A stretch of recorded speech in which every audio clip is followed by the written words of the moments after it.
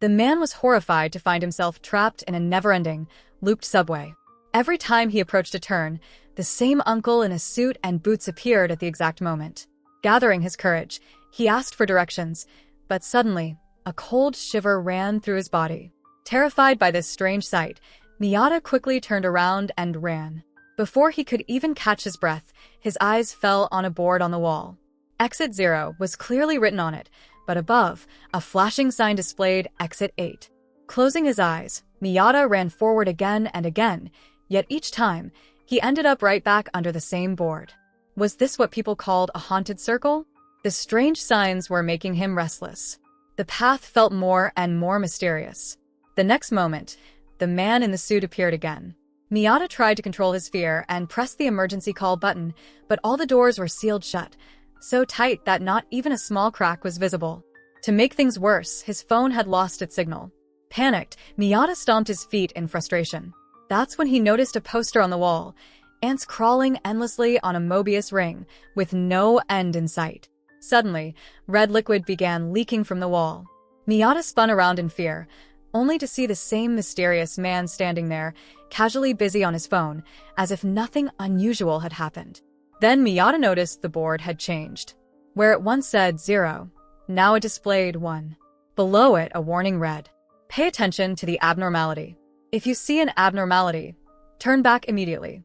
If there is no abnormality, do not turn back and head for Exit 8. Miyata suddenly realized the red liquid was the abnormality. If he hadn't run back in fear, he would have failed the first test. Somehow, through confusion and luck, he crossed the first level and reached Exit 1. The red liquid had vanished completely. Gathering his courage, Miyata continued forward. But to his shock, when he reached the end, the signboard displayed 0 again. He finally understood. This entire place was like a game with strict rules. Missing any abnormality or breaking the pattern reset everything back to 0. Determined, Miyata took out his phone and began snapping photos of every unusual thing he saw, including the man in the professional suit. This time, when he reached the end, the board read 1. No abnormalities this round. His confidence grew. He only needed to cross 7 more levels to escape this cursed station.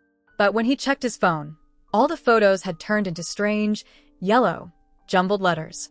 Now he had to rely solely on memory. Suddenly, the man in the suit stopped walking. Miyata instantly recognized this as the abnormality. Just as he was about to turn back, the man charged at him, wearing a terrifying grin. Miyata's hair stood on end, and his legs moved on instinct. He sprinted the other way, but panic made him stumble, crashing hard onto the floor. When he got up, the man stopped again, busy with his phone. The board changed to 2. Crossing 2 levels back-to-back gave Miyata courage. He ran ahead, memorizing everything around him. Soon, he reached a turn where he heard the cry of a baby coming from a locker. With trembling hands, he slowly opened it, and what he saw inside sent a chill down his spine. Horrified, Miyata ran back immediately. The board now read 3. 5 more levels left. Returning to the corridor, he scanned everything carefully. Yet, a strange uneasiness grew in him, as though someone was watching his every move. Suddenly, he saw the eyes in a painting on the wall moving. Shocked, he turned and ran back again. The signboard now showed 4. Half the game was over. Victory felt close, but he knew he had to stay alert. One mistake, and it was over. Before entering the next level, his phone rang. It was his ex-girlfriend. After a moment of hesitation, he answered. They had recently broken up, but now she had discovered she was pregnant. She wanted Miyata's opinion. Should they keep the child or not? Hearing this, Miyata's heart grew heavy. Miyata suddenly remembered an incident from a few days ago. In the metro, he had seen a thug shouting at a woman carrying a child. Back then, he hadn't found the courage to intervene. Maybe that was why he felt he wasn't ready to become a father. Confused thoughts filled his mind, making everything feel heavier. He disconnected the call, but at that very moment, the number on the signboard turned back to 0. The call from his ex-girlfriend was actually the abnormality because there was no phone signal in the tunnel. All his progress vanished in a single moment. Frustrated and broken, Miyata walked forward like a lifeless body. Strangely, this time no abnormalities appeared along the way, and he reached the next stage without trouble. But then, a little boy appeared in front of him. Thinking the boy was an abnormality, Miyata immediately turned back. The signboard changed to 0 again. He realized the boy wasn't an abnormality after all. The boy began following him silently, running ahead and pointing toward the man in the professional suit, whom Miyata had seen many times before. Miyata then understood this man was also a player trapped in the tunnel. The difference was that he and the boy had been playing as a team from the start. At every corner, they encountered a girl. After bumping into each other several times, the girl finally spoke to them. But while the man desperately wanted to escape, the girl revealed she had no wish to leave. She said the daily grind of taking the metro to work felt meaningless, so staying in this tunnel seemed better. But soon, her words started repeating over and over, her voice trembling unnaturally. The man realized this was an abnormality. He grabbed the boy's hand, and they both ran. They reached signboard number 6, and their progress seemed strong. Then they met the same girl again, but now she had become just part of the background. At the same time, the boy noticed something wrong with a door handle, but the man ignored him and dragged him forward. That mistake reset the board to 0 again.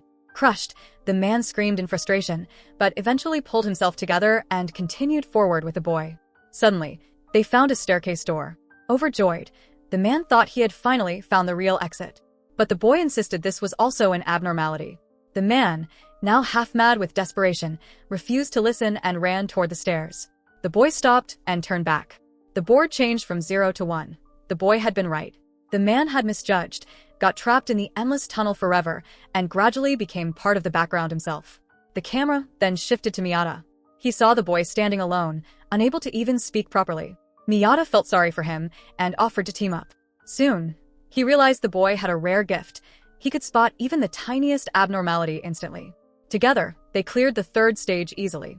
Then the lights flickered and went out. In the darkness, Miyata heard rats squeaking and children crying. The atmosphere turned terrifying. He switched on his torch and froze. Gigantic rats with human limbs were staring at them. Terrified, Miyata grabbed the boy's hand and ran back. Suddenly, everything returned to normal, and they reached the next stage safely. This time, they encountered a woman. The boy cried out, "Mother!" The woman fainted with emotion. Miyata quickly pulled her back, and they cleared another stage. But Miyata felt no joy. He suspected the boy had been abandoned by his mother and was desperately trying to find his way back to her. The thought shook Miyata deeply.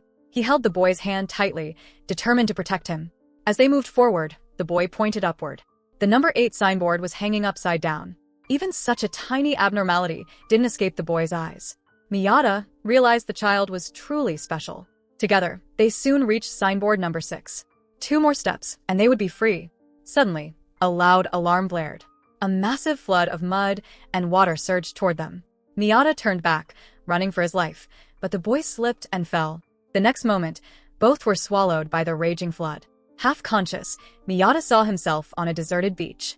His ex-girlfriend was now his wife, and the boy from the metro was their son. He realized that fatherhood wasn't a burden, it was a profound, meaningful experience. Then a sharp pain snapped him back to reality. Miyata used all his strength to lift the boy above the rushing water, sacrificing himself as he was swept away. Time passed. The boy awoke alone and walked toward the road. The signboard now displayed 7, his final challenge. With determined steps, he crossed the turn and vanished, returning to the real world. Moments later, Miyata's shadow appeared. He inspected everything carefully. When he was sure nothing was abnormal, he stepped forward.